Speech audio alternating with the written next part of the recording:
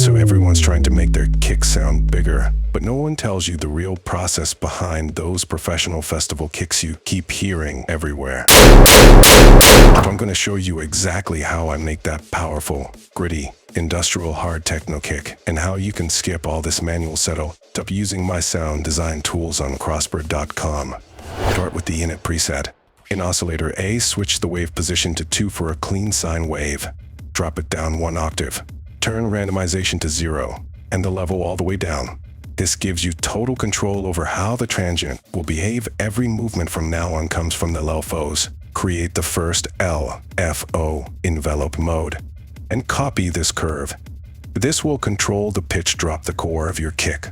Then duplicate it to LFO2 and map it again to the coarse pitch. For LFO3, change this sweep slightly. This variation will give character to each hit.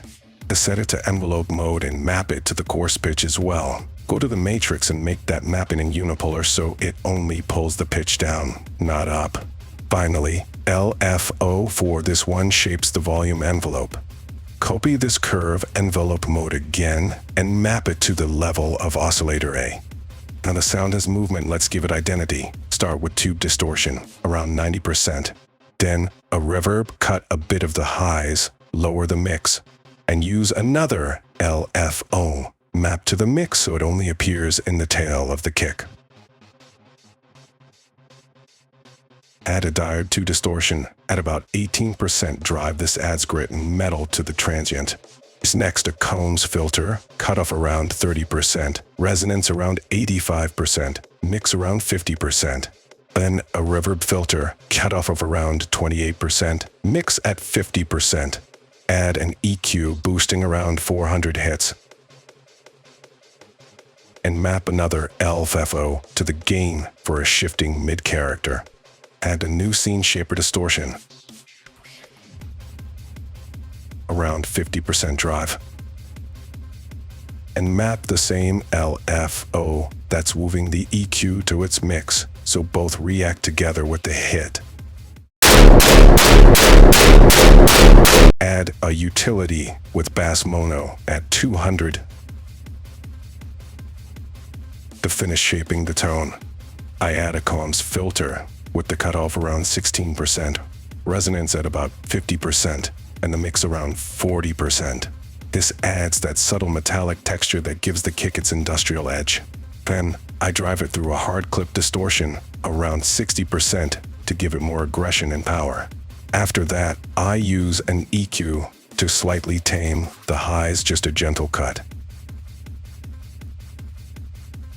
And I map the gain to the same LFO, so every hit dynamically adjusts the brightness of the kick. And finally, I add a compressor, pushing the gain just enough to make the whole sound hit louder and tighter. Once the sound is ready, I record it directly into a new audio track. That way I can start shaping the final rhythm and patterns so you can actually hear how it works inside a real drum. Here's the result. This is the first version of the kick we built.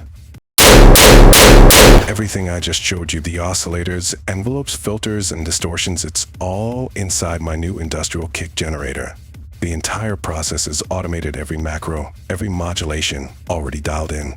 You just open the rack, click generate, and instantly a new kick is created. One click, an industrial kick. Want something heavier, a raw style kick. Click again, now you've got a reverse bass. Or a rumble kick built for underground techno.